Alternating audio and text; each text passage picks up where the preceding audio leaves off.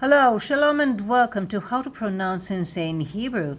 And in this lesson of Milat Hayom, word of the day, reasons, we will see how to say this in Hebrew, and we see that we have two options. So, like two different meanings.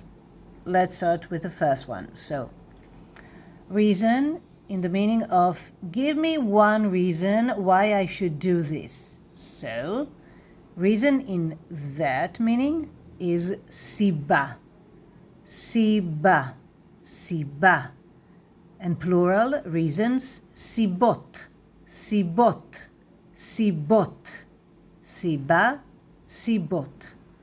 And here, reason is also logic. Like, what is the logic? And in that meaning, reason is also היגיון, היגיון, היגיון, היגיון. So, סיבה or היגיון.